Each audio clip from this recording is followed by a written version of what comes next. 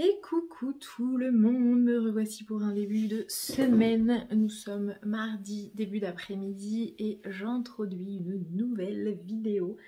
J'ai pas mal de petites choses à vous dire cette semaine. Je commence par quoi? Je commence par une série. Je vais commencer par vous parler de l'adaptation du roman de Franck Thillier, Syndrome E, qui a été récemment adapté en série, produit par TF1. Il y a 6 ou 7 épisodes, je ne sais plus, d'une cinquantaine de minutes à peu près. En fait, c'est une série qui va sortir sur TF1 en 2023, mais elle est d'ores et déjà depuis le 22 juillet dernier dispo sur la plateforme Salto. Alors je sais qu'il y en a, peut-être vous êtes nombreuses à pas connaître Salto puisque c'est Netflix qui du coup forcément prime. Alors Salto, c'est pas forcément une plateforme de folie, surtout si vous n'êtes pas forcément au taquet sur la télé, puisqu'on y retrouve un peu tous les replays de toutes les chaînes possibles et inimaginables. Après, c'est classé par séries, films, documentaires, émissions, jeunesse, etc. Il y a quelques films quand même malgré tout, mais c'est pas non plus le fonds de commerce de Salto. Et en fait, du coup, exceptionnellement, en avant-première, cette série est dispo sur Salto avant d'être dispo en 2023 sur TF1. Et je dois dire que je suis agréablement surprise de ce que l'équipe de réalisation a fait avec du coup Syndrome de Franck Thillier. J'avais hâte de voir quels allaient être les acteurs qui allaient interpréter Franck Charcot et Lucie Hennebel, puisque ce sont les deux personnages un peu phares de Franck Thillier. Quand il ne fait pas de one-shot, il poursuit sa fameuse saga avec ces deux flics fétiches. Et j'avais une certaine image, moi, de Charcot, j'avais une certaine image de Hennebel, et en fait, j'ai presque préféré ce qu'ils ont offert comme personnage plutôt que moi les personnages que je m'étais créés dans ma tête. Et je trouve que les comédiens sont extrêmement bien choisis. Lucie Hennebel, c'est... Enfin, cette actrice, elle est assez impressionnante, je trouve. Enfin, tous les deux, il y a une espèce de synergie entre les deux qui fonctionne. Et c'est pas, vous savez, des fois, ces séries ou ces films où du coup, on sait qu'il va forcément à un moment y avoir quelque chose entre les deux personnages et c'est grossier. En fait, c'est genre lors d'un, je sais pas, un pot entre collègues et tout, bim, aller ou dans l'ascenseur ou... Enfin voilà, il n'y a pas tant de subtilité que ça. Alors que là, c'est tout en subtilité que ça arrive et on sent que tous les deux, ils ont envie de se rapprocher, mais ça se fait vraiment au gré de l'enquête, au gré voilà, des rebondissements aussi, parce qu'il y en a énormément dans Syndrome E. Si vous ne connaissez pas Syndrome E, rapidement pour... résumé, en fait, Lucie Hennebel, en fait, c'est, pour vous expliquer, c'est vraiment l'enquête où il y a la première rencontre entre Lucie Hennebel et Franck Charcot. Et en fait, Lucie Hennebel intervient sur, du coup, enfin, même pas sur une enquête, en fait, elle doit aller voir un ami à elle qui habite une maison avec un de ses collègues de la police. Quand elle arrive, ils surprennent quelqu'un qui s'enfuit. Elle arrive dans une pièce où elle voit du coup, ça c'est vraiment le tout début, où elle voit du coup l'ami en question qui est assassiné et devant lui un écran sur lequel est diffusé un film plutôt psychologiquement déroutant où on voit une gamine qui crie en silence, enfin très très déroutant, film en noir et blanc. Et d'un coup Hennebel se met à saigner des larmes de sang et à ressentir une rage en elle complètement incontrôlable qui va faire que lorsque son collègue débarque dans la pièce, elle va lui tirer dessus et la minute d'après genre waouh merde qu'est-ce que j'ai fait en fait. Et donc en fait il y a toute une histoire autour de l'univers des interventions chirurgicales sur le cerveau et comment en intervenant sur le cerveau médicalement parlant, pas juste en projetant des images mais vraiment on intervient dans le cerveau. Comment on peut transformer les hommes en des bêtes vraiment complètement enragées et des armes en fait un peu de destruction massive quoi. Voilà, on est vraiment sur cette thématique, et ce que j'aime bien c'est que du coup on a une policière qui est vraiment directement concernée par le phénomène. Donc si vous n'avez pas lu Syndrome, si vous n'avez pas envie de le lire mais vous avez quand même envie de voir l'adaptation, allez-y. Alors ou Salto, alors moi je sais que j'avais téléchargé le... Je suis faible, j'avais téléchargé l'appli et j'ai payé l'abonnement depuis, je paye l'abonnement toujours. Lorsqu'il y avait eu, vous savez, le fameux documentaire retrouvailles de toute l'équipe Harry Potter, ma faiblesse n'a fait qu'un tour. Du coup, je me suis abonnée à Salto et vous savez comment ça se passe. Vous voyez tous les mois sur votre compte bancaire, je crois que c'est 5,90 ou 6,90 qui est du coup débité. Vous vous dites, ah, faut vraiment que j'arrête cet abonnement. Le mois d'après, ah non mais faut vraiment que j'arrête, enfin clairement faut que j'arrête, ça ne sert à rien, j'ai déjà Netflix, enfin ça suffit.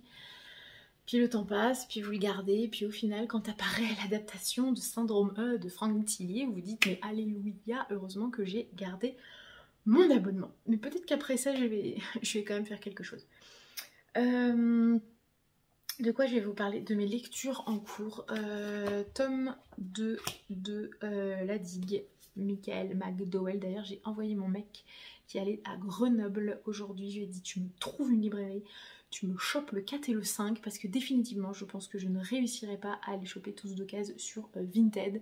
Je n'aurai pas la patience d'attendre, j'ai envie de les enchaîner. Manon a terminé, enfin on est plusieurs en fait à le lire en lecture commune. Manon a terminé, elle a trouvé un chouille en dessous du tome 1. A priori il se passe moins de choses pour l'instant, je peux difficilement juger, j'en suis page 89, j'aimerais bien avancer là juste après. Du coup sur cette lecture, je vais pas vous faire un topo puisque c'est une saga, on en entend beaucoup parler, et je vous ai déjà dit, il y a quelques personnages qui du coup arrivent et qu'on ne connaissait pas dans le tome 1.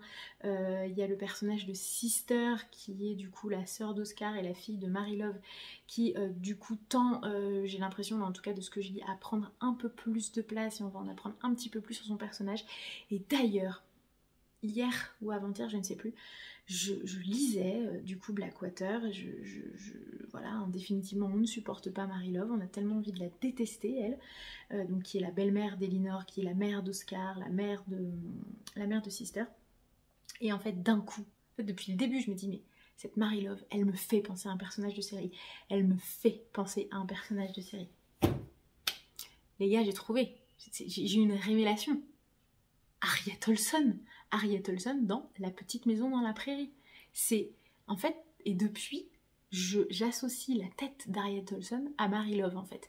Et c'est tellement ça, ce personnage, c'est Harriet Olson. Alors, je sais pas si vous êtes de la génération La Petite Maison dans la Prairie, mais si vous l'êtes, je pense que vous verrez complètement de quel personnage je parle et de sa façon d'être là.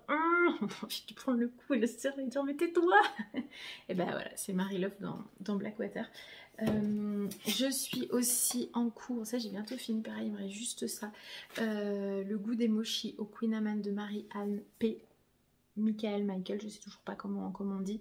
Je passe toujours un très agréable moment à chaque fois que je le reprends. Voilà, je suis vraiment bien dedans. Ça passe bien, ça passe crème, ça passe léger. C'est nickel. Je vous ferai un update complet quand je l'aurai terminé. Autre livre, alors je sais pas si vous en avez entendu parler. En tout cas, moi, cette maison d'édition ne me dit rien. L'auteur, je le connais, mais à titre personnel, puisque c'est un ami de mon compagnon. Et du coup, il a sorti un livre que mon compagnon du coup a acheté, qu'il a lu en, je pense, 3 jours. Alors que pourtant, il adore lire, mais il a du mal à se trouver des moments de lecture.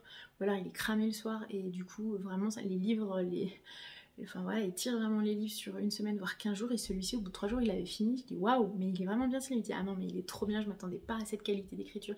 Je m'attendais pas à cette histoire. C'est absolument génial. Il faut absolument que tu lises. Il s'agit du coup de Stéréo de Antoine Filias, qui est édité chez Équateur Roman. Alors je ne connais pas du tout cette maison d'édition. Je vais vous lire du coup le dos. En décembre 92, Arthur aborde Nina, garde-reine, au lendemain des transmusicales. Petite dernière d'une famille bourgeoise de La Rochelle, initiée à la musique par son père, elle rêve d'entrer aux Inrocks. Comme Martin Eden qu'il trimballe dans son sac à dos, Arthur cultive ses goûts en autodidacte avant de postuler sans conviction à l'Arsenal de Brest. Ils n'ont rien en commun excepté leur passion du rock et de Pavement, figure de proue de la scène indépendante des années 90. Les riffs et la poésie tourmentée de ce groupe culte dessinent le motif d'une histoire singulière qui nous entraîne des baladeurs cassettes et des derniers appelés du service militaire à l'avènement d'Internet. Du Paris des radios libres au relief rugueux d'Ouessant, l'île des naufragés. Donc il est question de transmusicale, il est question de rock, il est question des rock, il est question d'autodidacte, il est question des années 90, de cassettes, de l'avènement d'Internet, de l'île de Ouessant, des radios libres. Je pense qu'en effet ça peut clairement être un petit bijou. Pour la petite histoire, Antoine Filias est un fan invétéré de Bob Dylan, comme mon mec. Ce qui fait que je pense que mon mec a dû voir entre 30 et 35 fois Bob Dylan en concert, à travers le monde et l'Europe. Et c'est comme ça en fait qu'ils se sont rencontrés. Donc voilà, il faut vraiment, je pense, voir ce roman sur fond de musique rock des années 60-70. Voilà ce que je peux vous en dire. Je sais pas si vous serez intéressé, en tout cas je pense vraiment le lire et vous faire un retour, parce que vraiment je crois que c'est son seul roman. Ah non, à l'école des loisirs, Home Sweet Home. Ah, j'irai voir, il a publié ça aussi à l'école des loisirs. Voilà, du coup donc c'est une réception de mon mec, mais que du coup je vous présente parce que il était tellement emballé que je me suis dit mais en fait il faut que j'en parle en vlog. Déjà savoir si vous connaissez, et puis deux, vraiment, enfin je vais vraiment le lire pour me faire ma propre opinion. Et je pense que dans la prochaine séquence vidéo, donc ou ce soir ou demain, vous verrez apparaître un livre que j'attends avec impatience, qui est le nouveau roman de Sarah, Mrs. Book-Claremont, qui du coup est le premier livre à paraître dans sa maison d'édition, les éditions Hurlevent, que du coup j'ai commandé, mais j'ai eu des petits embêtements de Mondial Relais, enfin bref, et là enfin du coup mon mec allant à Grenoble, j'ai dit tu me chopes mon colis, tu me le chopes, sinon il va encore repartir. Et du coup je vais enfin pouvoir lire ce livre que j'attends vraiment avec impatience, et quand je vois les retours de tout le monde je me dis mais ce livre est fait pour moi.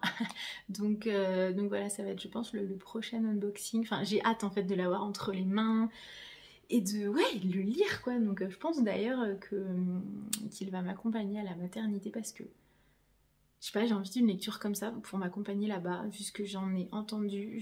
En plus il est question d'Écosse, enfin voilà. D'ailleurs en parlant d'Écosse, j'ai envoyé un colis à Manon, donc les lectures de Manon.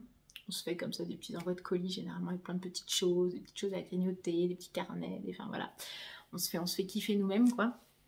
Et enfin entre nous. Et du coup dans le dernier colis que je lui ai envoyé, j'ai osé, je suis tellement fière de moi, j'ai osé lui envoyer le tome 1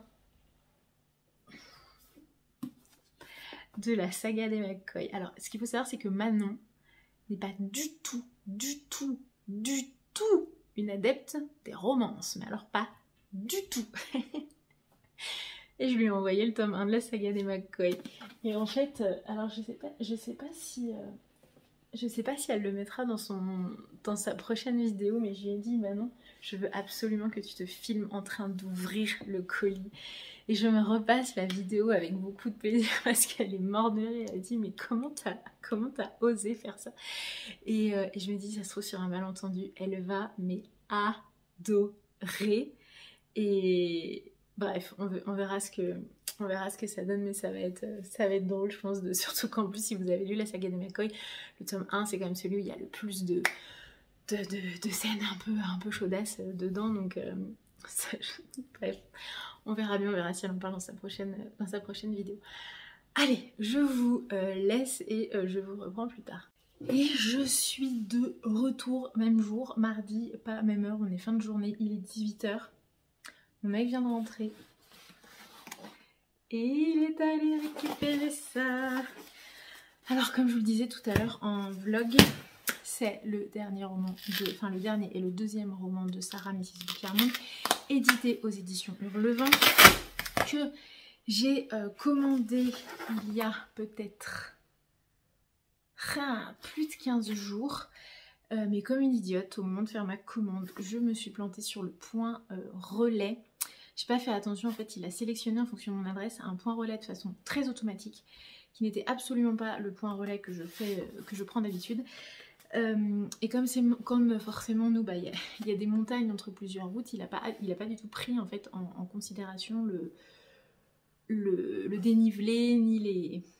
Excusez-moi, 1, 2, 3, je cherche mon mot, les reliefs. Ce qui fait que c'était un point relais très loin. Bref, finalement, j'ai réussi à modifier le point relais. Bref, voilà, je vous passe les détails, mais je suis vraiment trop bête, quoi. Dans la précipitation, j'avais pas fait attention. Il est très très bien emballé, en tout cas. Ah, mais il est super bien emballé. Attendez, il est sous film plastique. Je n'ai jamais reçu de livre commandé sur internet emballé dans du film plastique. Alors ça, très très très très bon point. Au moins vous êtes sûr que clairement votre livre ne s'abîme pas. Il s'abîmera peut-être à l'arrivée avec un petit coup de canine. mais en tout cas, là, franchement, trop bien. J'avais lu, je l'ai sorti, le premier roman de Sarah, je ne sais plus quand est-ce qu'il est sorti exactement. Amour, gluten et sororité, que j'avais littéralement adoré, mais vraiment beaucoup. Et du coup forcément quand j'ai vu qu'elle sortait un nouveau roman qui plus est avec sa nouvelle maison d'édition, je me suis dit pop, viens là toi. Trop bien, je suis mais oh là là, mais en fait c'est trop bien. La façon dont c'est édité, les interlignes. C'est trop bien. Bon, alors du coup, je comprends mieux pourquoi il est un peu plus gros. Je sais pas si vous allez vous rendre compte. Il faudrait que j'ai un élément de comparaison. Attendez, bougez pas. Bougez pas, on va essayer de vous trouver ça. Ouais, non. J'ai peur de le faire tomber par terre, j'ai peur de l'abîmer, mais en gros... Là, on est sur de la marge comme ça. Et là, on est sur de la marge un peu plus aérée, j'ai l'impression quand même. Même en tête de page et en pied de page. Et alors, en effet, ce côté-là, là, où vous posez votre livre et genre il tient et vous n'avez pas les pages qui reviennent de façon automatique sur la page que vous êtes en train de lire, ça, non mais c'est un excellent point. Ça c'est absolument génial parce que clairement moi je sais que j'aime beaucoup lire en mangeant, enfin surtout mon petit déjeuner parce que je le prends souvent solo mon petit déj. Et sauf que, mais clairement c'est pas possible en fait d'avoir ça en petit déjeunant, d'avoir un livre comme ça qui tient à plat. Vos bouquins, vous êtes tout le temps obligé de le tenir avec vos doigts, vous avez votre cuillère là, votre café, enfin bref, c'est un peu la débandade. Et là, mais à n'importe quelle page il se tient. Franchement, testez et approuvez. N'importe quelle page. C'est pas des blagues. Vous l'avez devant vous. Trop bien. Voilà. Forcément, il est énorme, mais de ce que tout le monde dit, c'est que ça passe, mais à une vitesse folle. Il fait combien de pages? 700, 720, 740. Mais franchement, waouh, c'est un bel objet. Hein. C'est vraiment un super bel objet. Je suis trop contente. J'ai trop hâte de le commencer. Bon, je pense que mon mec va juste me dire: t'es sûre que tu veux emmener ça à la maternité? Déjà que ma valise est énorme, mais si je lui dis que j'emmène ce livre à la maternité, mais en même temps, dans ces cas-là, est-ce qu'on n'a pas un peu tous les droits quand même?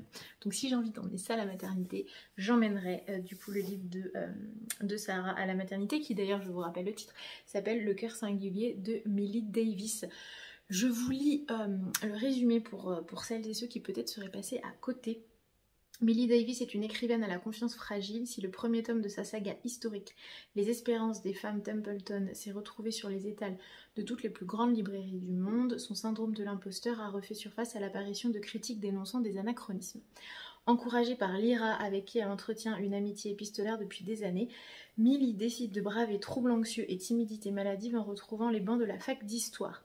Sous l'impulsion de son entourage et pour le bien de sa saga, elle sollicite l'aide d'Alphard Burton, professeur d'archivistique qui accepte de lui prêter main forte dans ses recherches. Fouilles dans les rayonnages poussiéreux d'une librairie mystérieuse, discussions passionnées autour d'une tasse de thé bouleversent alors son quotidien habituellement casanier, et à mesure que l'histoire d'Isadora Templeton s'écrit, celle de Millie se tisse également. Entre les réunions du club d'activistes véganes de sa grand-mère, la fantasque Maggie, les rendez-vous studieux avec son professeur et l'écriture de son second roman, le train de vie de Millie s'intensifie tant et si bien qu'elle peine à voir les évidences qui se dressent sur son chemin. Des plaines écossaises battues par le vent aux allées sombres d'une librairie clandestine, Millie partira en quête de deux destins, celui de l'héroïne de son roman et le sien. Est-ce que ce résumé ne vous donne pas envie? Moi, si, clairement, vraiment, et puis voilà, hein, encore une fois, méga qualitatif. Il coûte 25 €, je vous mettrai le lien en barre d'infos si jamais vous voulez le commander.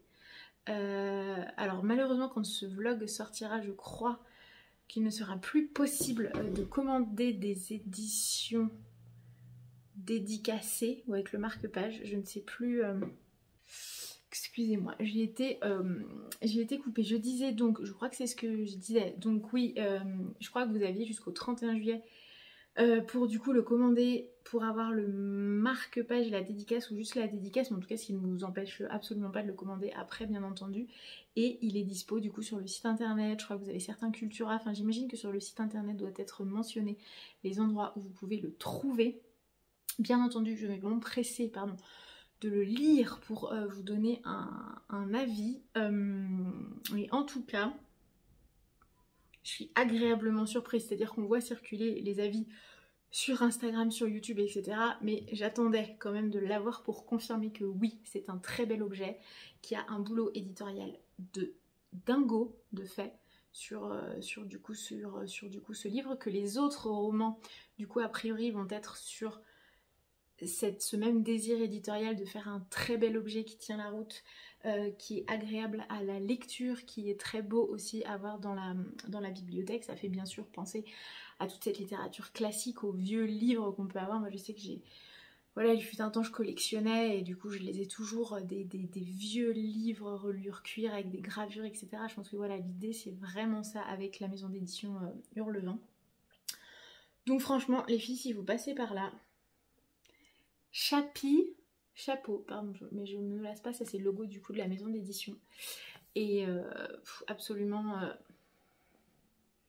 magnifique. Voilà, je suis tellement contente de l'avoir reçu. J'ai trop envie de commencer à le lire.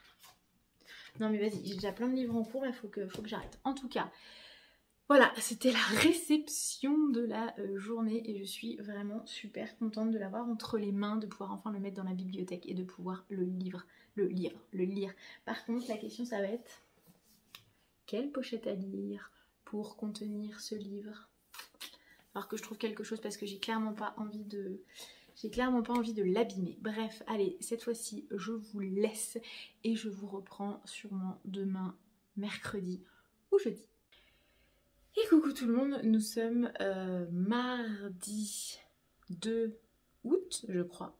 Et je suis de retour beaucoup plus légère, puisque l'heureux événement est arrivé jeudi dernier. Ça me fait tout bizarre en fait de reprendre un peu le rythme de vlog. Alors si vous entendez des petits gémissements, des petits bruits de bébé, j'ai mon fils du coup qui n'est pas très loin. Je profite d'un moment d'accalmie où mon grand est avec son papa au parc et où je suis toute seule avec mon petit chat pour vous tourner une petite vidéo. Alors je vais pas du tout m'étendre sur le sujet, c'est pas du tout le propos de ces vlogs, mais voilà, juste vous dire que voilà, c'est le grand retour, et que j'ai eu l'occasion de bouquiner un petit peu à la maternité pendant le séjour et que j'ai terminé. Alors parce qu'en fait on a mis les deux dans la super pochette à livres, parce que mon mec a terminé du coup le tome 1 et moi j'ai terminé le tome 2 de Blackwater. Alors je le lisais en lecture commune avec plusieurs autres personnes qui l'ont terminé avant moi, hein, bien entendu, et de ce qui se disait dans l'ensemble, c'est qu'il était un petit peu en dessous du tome 1. Alors parce que le tome 1, il y avait aussi la découverte, et ce qui fait qu'on était un peu tous et tout au taquet. Le tome 2, j'ai un peu ce même sentiment. Je trouve qu'il se passe moins de choses, mais parce qu'on est moins, voilà, comme je le disais, dans la découverte. Après voilà, c'est toujours le même univers. Moi j'aime toujours autant ce personnage d'Elinor, complètement mystérieux, complètement dingue. À chaque fois on se dit qu'est-ce qu'elle va faire, qu'est-ce qu'elle va nous sortir, et elle nous sort une action pas piquée des hannetons comme dirait l'autre, hein, parce que clairement j'ai eu envie de rendre mon petit déjeuner d'hôpital, parce que il y a une scène un peu comme dans le premier épisode, dans le premier tome, je sais pas si vous vous souvenez, enfin il y a une scène à un moment qui est assez waouh, qu'on n'attend pas, qu'on s'attend pas à ce qu'il se passe ça en fait, et là c'est la même chose, ça arrive d'un coup d'un seul, on se dit waouh. Ah ouais, d'accord, ça dépote, ça déboîte un peu quoi. Donc voilà, et du coup, je me dis, ah, ce serait cool d'avoir plus de... Ça aurait été cool d'avoir plus de scènes comme ça en fait, parce qu'on est dans cet univers très mystérieux, moi que j'imagine très moite, je sais pas, enfin toujours à la Tim Burton, hein, désolée pour cette référence, mais c'est vraiment celle que j'ai quand je lis la saga Blackwater. Et cette scène, en fait, malgré le fait qu'elle soit très soudaine et qu'elle soit vraiment trash, je trouve qu'elle participe à donner beaucoup de relief en fait à cette saga, et à nous rappeler que ouais, on est quand même face à un personnage plutôt fantasmagorique, enfin voilà, qui n'appartient clairement pas au genre humain comme vous l'aurez compris. Voilà, et je vais lire du coup le tome 3 que j'ai ici, donc qui est La Maison. On va enfin découvrir ce qui se cache derrière cette fameuse maison du coup où vivent Elinor et Oscar, et leur fille également. Et du coup on comprend voilà dans la fin du tome 2 que cette maison, pareil, revêt quelque chose d'assez particulier. On souligne de nouveau la beauté de cette couverture. Merveilleux. Et donc je le commence le 10 août, puisque Marie-Lucienne Books organise une lecture commune à partir du 10 août. Voilà, bon, en fait je vais le remettre à sa place. J'ai d'ailleurs posté ma chronique de ce tome de Blackwater sur Instagram. Je crois que je l'ai posté dimanche soir. Donc voilà pour ça. Autre lecture, j'ai bientôt terminé du coup Le Goût des mochis au Queen Amman de Marianne P. Michael. Hop, j'ai plus que ça à lire, j'aimerais bien le terminer ce soir pour vous faire un retour complet demain. Et alors après c'est la grande question, j'enchaîne sur quoi? Donc j'ai toujours La Villa aux étoffes que je n'ai pas pris. Ah mais si, c'est ça en fait que je vais lire. Mais je suis trop bête, pardon. Il paraît que c'est jamais bien de dire de soi qu'on est bête. Il ne faut pas se sous-évaluer, ni se dévaluer tout court. En fait, j'étais en train de me dire, la grande question, c'est qu'est-ce que je vais lire ensuite. Donc, j'étais en train de me dire qu'il faudrait que je lise voilà, ce livre qui est un premier roman de Gaspard Saga, Chemin Bleu, que j'ai... bah voilà, très envie de lire, surtout qu'en plus que l'auteur... Hop là, j'ai eu un appel. Du coup, j'ai le choix entre ça et d'ailleurs Gaspard Saga est revenu vers moi pour savoir si j'avais eu l'occasion de lire son livre. Donc, pas encore, puisque ces dernières semaines ont été... voilà, vous savez. Ensuite, dans le cadre du challenge de... ma jolie bibli, du coup j'avais choisi pour la couleur bleue ce roman, ce dernier roman Marie Bareil Désenchantée, qui a fait l'unanimité, donc je sais que si je me lance là-dedans je vais le dévorer. En même temps j'ai envie d'une lecture haletante de quelque chose qui passe comme ça, et du coup je m'étais dit peut-être le Rachel Caine, L'ombre de l'assassin. J'avais énormément aimé le premier, L'ombre de la menace, donc je me dis ça peut être pas mal. Mais c'est bien sûr que aussi j'ai le livre de Sarah, le roman de Sarah, Le cœur singulier de Millie Davis. Et pareil, je sais que je vais le lire aussi extrêmement vite compte tenu des retours. Gros dilemme. Là, clairement, gros dilemme. Je vais peut-être faire un petit sondage sur... Non, peut-être que je vais lire le livre de Sarah, en fait. J'ai tellement envie... Mais c'est vrai que j'avais envie aussi d'une lecture assez rapide. Mais en même temps, il est énorme et je sais très bien qu'il va passer super rapidement. Peut-être que je peux lire deux... Peut-être que je peux continuer à faire mes lectures en parallèle. Faire Le cœur singulier de Maggie Davis, La Villa aux étoffes et le tome 3 de Blackwater à partir du 10 août. Bref, je vais réfléchir. Voilà, bah écoutez, c'est tout ce que j'avais à vous dire aujourd'hui. Alors, c'est vrai que ce vlog va être un peu étrange parce que j'avais commencé du coup début de semaine dernière un vlog que j'ai arrêté, bien entendu, que là je reprends. Donc je sais pas trop où j'en étais quand je vous parlais dans le vlog précédent. Donc il va falloir peut-être un chou et raccrocher les wagons. Mais voilà, écoutez, j'en suis là.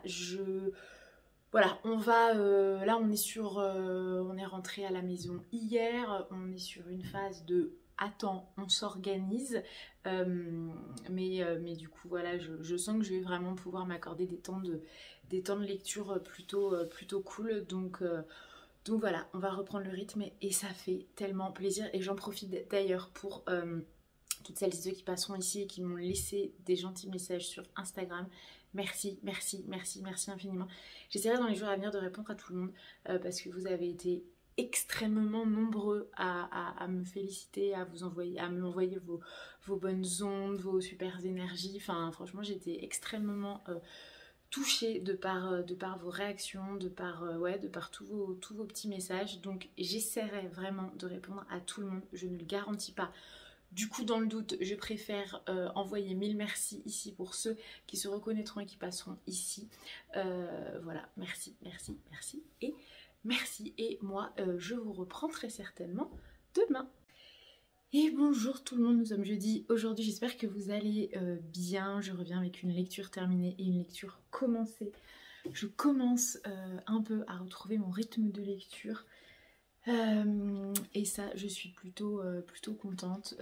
Du coup, ce qui m'a permis de terminer ce livre, Le goût des mochi okunaman de Marianne P. Michael, édité chez Hugo Roman, que j'ai reçu dans le cadre d'un partenariat avec l'application Glyph. Alors déjà, à noter, d'ailleurs on est un peu raccord, j'aurais presque pu faire ma photo avec cette blouse. À noter du coup la couverture déjà extrêmement fraîche et estivale du roman qui donne vraiment envie avec ces petites fleurs de cerisier qu'on adore. Pour rappel, il s'agit de quoi? Alors déjà on est sur un bon petit feel good, mais qui part quand même de base sur un drame, puisque nous allons suivre deux personnages, Emmanuel et Louisa. Les chapitres sont intercalés entre les deux personnages. Emmanuel du coup perd au tout début, hein, c'est vraiment les 10 premières pages, donc je ne vous spoil absolument rien, perd son compagnon Martin, qui avait une grave maladie. Alors on ne sait pas quoi exactement et ça n'est jamais dit tout au long du roman, mais c'est pas forcément très important. Le plus important, c'est de savoir que voilà, Emmanuel a perdu son mari, ce qui est une épreuve pour lui, puisque ça a été assez soudain. Il n'était absolument pas au courant de la maladie de son conjoint. Il l'apprend lorsqu'ils partent tous les deux faire un grand périple et un petit tour du monde, et à Venise l'état de Martin se dégrade et du coup il va décéder, et en fait il va laisser à Emmanuel un dossier notarié, et Emmanuel on le retrouve où il a forcément beaucoup de difficultés à faire son deuil, beaucoup de difficultés à pardonner à Martin le fait qu'il lui ait caché sa maladie et qu'il lui ait aussi a priori caché un grand projet qu'il réservait pour Emmanuel. Et Emmanuel a beaucoup de mal à ouvrir ce dossier et à regarder à l'intérieur et de suivre en fait les dernières volontés de Martin. Et en parallèle, on a Louisa qui elle travaillait pour une entreprise, voilà, une grande entreprise. Au final lors de la présentation d'un gros dossier qui pourrait potentiellement lui permettre de gravir les échelons, elle se fait voler la vedette par son assistante. Et du coup, elle est moitié en train de lâcher l'affaire de ce job et de se dire non mais en fait, voilà, je vais faire autre chose, pourquoi pas me lancer à mon compte dans le boulot de décoratrice architecte d'intérieur. Et en fait, il se trouve que du coup, ces deux personnages vont décider par l'entremise de leurs nièces respectives de partir au Japon. D'où le coup des mochis, d'où le coup des fleurs des cerisiers aussi. Et ils vont se retrouver là-bas au Japon par le plus pur des hasards et par l'entremise voilà, de Alizé et Akiko, les nièces du coup de... Donc Akiko c'est la nièce de Louisa et Alizé c'est la nièce du coup d'Emmanuel. Et en fait ce périple va permettre à nos deux personnages de trouver leur voie. Alors c'est vraiment... j'ai beaucoup aimé la description. Alors je suis pas du tout pro Japon. C'est vrai que c'est un pays qui ne m'attire absolument pas. Le Japon, la Chine... voilà, j'ai pas forcément d'attrait pour ces pays. Par contre, là, ce livre m'a extrêmement donné envie d'aller au Japon. Il y a une espèce d'écriture contemplative qui fait que on n'a pas cette image, enfin en tout cas l'écriture contemplative atténue cette image que moi j'ai d'un Japon avec ces grands buildings, avec la pollution, avec les gens dans les rues qui portent des masques, avec ces bars à oxygène, avec ces hôtels où on dort dans des capsules. Voilà, j'ai vraiment cette image du Japon où il est interdit de faire beaucoup de choses, où les comportements sont très différents des nôtres. Enfin, voilà, un peu pour vous donner un petit aperçu, je suis plus Amérique latine, clairement, où c'est la fiesta, la chaleur, voilà, que le Japon, où j'imagine quelque chose de très rigide et de très cadré, de pas forcément très libéral, quoi. Donc voilà, mais du coup ce livre m'a vraiment réconciliée avec ce pays et je me suis prise vraiment l'envie d'aller le découvrir. Donc c'est vraiment un chouette roman tout en... Ouais, vraiment tout en feel good avec malgré tout ce point de départ quand même du décès de Martin qui est quand même assez lourd. Ce côté aussi très fun avec ces deux nièces là qui sont un peu toutes les deux au taquet, l'une et l'autre, c'est des adolescentes qui sont vraiment toutes fraîches, avides de découvrir plein de choses, de tester tout ce qui peut leur se présenter à elles. Et du coup ça ramène beaucoup de fraîcheur et en fait elle crée le lien entre Emmanuel et Louisa. Et en fait on va comprendre à un moment qu'il y a un lien beaucoup plus fort qui va les unir, mais alors par contre je ne l'avais absolument pas deviné. Alors que clairement les indices étaient plus ou moins là quand même tout au long du roman, mais je suis complètement passée à côté et on le découvre vraiment qu'à la fin, alors je vais bien entendu pas vous le révéler, mais à la fin on se dit ah ouais mais en fait le lien est vraiment beau quoi, il est vraiment extrêmement beau et du coup ce lien va leur permettre respectivement, Emmanuel et Louisa, de réaliser un petit peu le rêve l'un de l'autre. Donc une chouette lecture. Alors j'ai mis un peu de temps à le lire puisque entre temps comme vous le savez je suis partie à la maternité, mais voici du coup l'update du goût des mochis au Queen Amman. J'ai cru que j'avais pas mis en route la la caméra, on avait quand même 6 minutes d'enregistrement, heureusement c'est bon, ça s'est mis en route. Bref, on a été coupé. Et oui, et je comprenais pas trop en fait, alors Mochi, je comprenais le lien avec le Japon, mais je comprenais pas trop Mochi au Queen Amman, et en fait si, puisque du coup il y a un lien aussi avec la Bretagne, d'où voilà ce côté Queen Amman et ce côté Mochi pour voilà le côté Japon et le côté Bretagne, même si clairement c'est le côté Japon qui domine. Et j'ai commencé avant-hier, Chemin Bleu de Gaspard Saga, qui est, il me semble, son premier roman, je crois, qu'il dédie d'ailleurs à sa fille. C'est pas indiqué, je vais pas vous dire de bêtises, mais il me semble, je suis pas non plus sûre à 100%. Donc Chemin Bleu de Gaspard Saga, édité chez LC édition, maison d'édition que d'ailleurs je ne connais pas du tout et que je découvre avec ce livre. J'ai lu une 60aine de pages à peu près, j'en suis là et j'aime beaucoup beaucoup beaucoup. On va suivre Laetitia qui est une jeune femme de très bonne famille.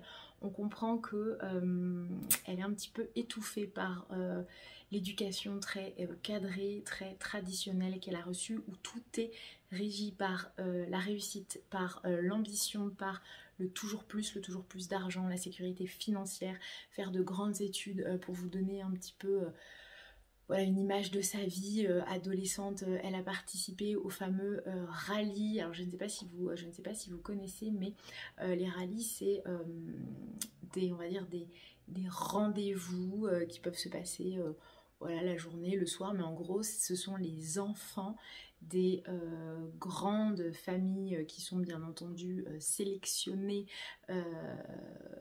de façon très précise et en gros c'est la rencontre lors de ces rallyes entre tous ces jeunes gens de bonne famille qui sont promus à ou de grandes études ou du coup à de grandes écoles comme l'ESSEC par exemple ou je sais pas Saint-Cyr, les hautes écoles de commerce qui sont quand même issues de familles plutôt aisées voire très aisées avec voilà ça fait très cliché mais la maison à l'île de Ré où tout le monde se retrouve le week-end avec voilà là Laetitia, un frère qui veut ouvrir un énorme centre en dermatologie. Elle a un autre frère qui fait quoi, qui est avocat, je sais plus, enfin ses parents vivent cachés dans un super bel arrondissement de Paris, dans une maison avec un coin de verdure, magnifique maison, enfin voilà les vins qui sont sortis à table juste pour un déjeuner du dimanche midi sont de très grands crus. Voilà, donc elle était promue à un très bel avenir. Elle a eu un très bel avenir chez dans une société de cosmétiques qui s'appelle Cosmetic One et en fait là elle décide d'un coup d'un seul donc d'arrêter ce job et de filer un coup de main complètement gratuitement à deux messieurs qui tiennent un garage à vélo qui en gros sont spécialisés dans la réparation des vélos et elle d'un coup elle se dit mais en fait c'est trop dommage, vous avez un super bel espace, vous pourriez en faire un lieu où gravite toute une harmonie on va dire autour du vélo, de l'écologie, voilà les auberges de jeunesse où différentes nationalités, différentes personnes se croisent, boivent un café, font leur machine, en même temps font réparer leur vélo, enfin voilà vraiment un lieu de vie plus que juste un garage où on répare des vélos et du coup elle va les aider à monter ce projet qui va s'appeler le Cyclo Café. Ses parents bien entendu ne comprennent absolument pas son choix. Pour eux, elle a dans tous les cas depuis son adolescence fait un pied de nez à son éducation en allant notamment faire du bénévolat au Resto du Cœur, en ne cherchant pas ni la fortune, ni l'ambition, ni à gravir les échelons. C'est un peu on va dire le canard boiteux de la famille et voilà donc on suit en fait cette jeune femme qui est du coup partagée entre forcément sa famille où les repas de famille sont exaspérants, les conversations sont exaspérantes donc que ce soit au niveau de l'écologie, de la politique, enfin bref voilà et du coup voilà c'est vraiment un conflit entre son milieu d'origine et ce qu'elle souhaite faire dans la vie. On sent que vraiment elle a envie de s'échapper de tout ça. Donc franchement c'est une très bonne lecture, j'aime beaucoup l'écriture avec de jolies descriptions qui sont parfois à la limite de la poésie et pour l'instant vraiment je passe un excellent moment de lecture. Voilà donc je vais continuer à suivre Laetitia et je sens qu'on ne va pas rester juste au Cyclo Café mais qu'on va partir et qu'on va la suivre vraiment à travers un grand périple comme un espèce de voyage un peu initiatique voilà en quête d'elle-même. Voilà pour cette lecture que j'aimerais bien continuer aujourd'hui entre deux siestes puisque comme vous l'imaginez, alors je sais pas si ça se verra à ma tête, il faudrait peut-être que je fasse un petit tirage ou que je mette des allumettes comme ça pour que mes yeux restent ouverts toute la journée mais voilà, les premières nuits sont un peu... faut trouver le rythme, il faut trouver l'organisation. Mais voilà, ça va le faire, hein, j'ai envie de dire, c'est la joie d'être parent une seconde fois. Bref, est-ce que j'ai d'autres choses à vous dire? Non, ah si, je suis dégoûtée, j'avais trouvé sur Vinted le tome 4, la guerre de Blackwater, sauf que vendu 5,50 plus les frais de port, on est à 8,70. Bon bah voilà, hein, comme j'en discute avec certaines d'entre vous, je ne vois absolument pas l'intérêt d'acheter Vinted si c'est pour acheter au même prix que le neuf, à part bien entendu d'acheter d'occasion, mais pour le porte-monnaie, il n'y a absolument aucun intérêt. Du coup j'ai essayé de négocier un peu, mais la négociation a platement échoué, donc c'est pas grave, j'attends, ou alors je l'achèterai neuf, tant pis, tant pis. Voilà, je vous laisse là-dessus. J'essaierai de tourner un petit peu demain, un petit peu samedi, et de monter dans la foulée pour vous publier un vlog ce dimanche. Et voilà, j'espère que vous passez de très agréables moments de lecture et on se retrouve demain. Et bonjour à tous, nous sommes dimanche. Je vais essayer de ne pas parler trop fort puisque j'ai mes 2 petits chats qui sont à la sieste. Alléluia. J'ai réussi à les coucher tous les deux, du coup j'ai quelques minutes je pense pour vous clôturer ce vlog, vous dire que je suis toujours en cours dans ma lecture Chemin Bleu de Gaspard Saga. J'en suis à ce niveau là, il me reste ça, j'avance plutôt pas mal, mais en fait il y a un autre livre qui est venu s'immiscer dans ma lecture de Chemin Bleu. En fait il y a un soir, j'avais mon petit chat dans les bras qui est en train de s'endormir et je vous avoue que je n'ai pas eu du tout le cœur à bouger pour aller chercher mon livre de Gaspard Saga au risque de le réveiller. Du coup ce que j'ai fait, c'est que j'ai juste tendu la main vers le premier livre qui me tombait sous la main justement. Et en fait, du coup, j'ai pris ce livre qui est du coup Duel au soleil de Angie Hockman, que m'a envoyé les éditions Archipel, catégorie Archipoche bien sûr. Et alors, c'est une petite lecture toute douce, toute mignonne, toute romantique, toute comme on aime quand on a envie de pas trop se prendre la tête. Et comme c'est du coup devenu ma lecture de la nuit quand j'allaite, bref je vais vous passer les détails, mais voilà, quand je lui donne à manger, en fait c'était parfait pour du coup rester un peu éveillée, un peu absorbée, un peu distraite on va dire par ma lecture. De quoi il s'agit? Alors très rapide, hein, il n'y a rien de bien compliqué. Ah, j'ai cru que c'était lui qui pleurait. On va suivre Henley qui a 28 ans, qui, comme beaucoup de personnages féminins dans ce genre de roman, cherche du coup à gravir les échelons et est très ambitieuse. Et elle se retrouve confrontée à un concurrent de taille qui n'est autre que Graham, qu'elle ne connaît pas, puisque Graham travaille en télétravail depuis Seattle. Donc pour une société de croisière, ouais, c'est une société qui vend des croisières, et en fait elle est mise en concurrence avec ce fameux Graham pour un super poste de direction.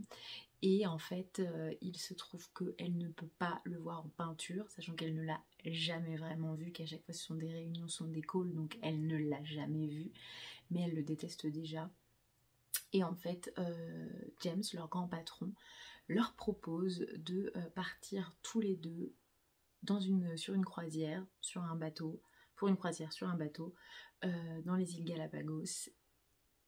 Et du coup, il leur propose de se confronter sur un exercice, sur un test, lors de cette croisière où il va falloir qu'ils vendent la destination et qu'ils vendent cette croisière à travers une proposition, on va dire, à étendre sur le marketing des réseaux sociaux. Et comme on s'en doute, Henley et Graham vont tomber complètement red-dingue l'un de l'autre alors qu'ils sont complètement en concurrence. Clairement, je ne vous dévoile rien, on s'en doute comme le nez au milieu de la figure dès le début, mais toujours est-il que, me concernant, ce genre de petite douceur me fait toujours beaucoup de bien. C'est un peu mon plaisir coupable. Je trouve ça un peu dommage d'ailleurs d'appeler ça mon plaisir coupable, parce que du coup ça fait de ce genre de roman quelque chose de plutôt péjoratif, alors qu'en gros ce genre a le droit d'exister et il n'en a pas moins de valeur que les autres. Mais toujours est-il que voilà, de mon point de vue, c'est toujours ce genre de roman que j'aime glisser comme ça et qui me fait du bien en fait, et qui me fait du bien. Et clairement ce Graham, et ben on a envie qu'il existe dans la vraie vie, on a envie qu'il nous invite au resto et on a envie de faire une croisière au soleil avec lui. Ne nous voilons pas la face. Quel dommage que ce personnage ne soit que fictif. Mais voilà, enfin, vous verrez, je pense complètement ce que je veux dire. Du coup, je l'ai bientôt terminé. J'en suis page 230 et il y a 370 pages. J'aimerais bien le terminer aujourd'hui. Et clairement, je terminerai le Chemin bleu de Gaspard Saga dans la foulée, sachant que le 10, je commence la lecture commune du tome 3 de Blackwater. Et que j'ai le livre de Sarah Mrs. Booker aux éditions Hurlevent, Le cœur singulier de Millie Davis, que je vais lire juste après également. Donc de très jolies lectures qui s'enchaînent. Voilà, je suis contente d'avoir réussi à conclure ce vlog, parce que je vous avoue que ce matin en me réveillant, je me suis dit que ça allait être compliqué. Maintenant la deuxième étape va être de réussir à terminer le montage, à faire ma vignette, et si j'arrive à vous le publier ce soir avant 20h, je serai vraiment très fière de moi et je me dirais, ah, est-ce que j'ai trouvé un semblant d'organisation? Peut-être que oui. En tout cas, on verra ce que ça dit sur les prochaines semaines. Voilà, j'espère qu'en tout cas vous aurez passé un bon moment avec moi. Voilà, bah écoutez, c'est tout. N'hésitez pas à commenter, à liker, à vous abonner. On est de plus en plus nombreux, je crois qu'on est 866, quelque chose comme ça. Allons-nous atteindre les 1000 abonnés d'ici la fin des vacances, d'ici la fin août? Peut-être, et alors ce serait une excellente nouvelle, j'en serais la première ravie. En tout cas, merci d'être toujours au rendez-vous et je vous donne justement rendez-vous dimanche prochain.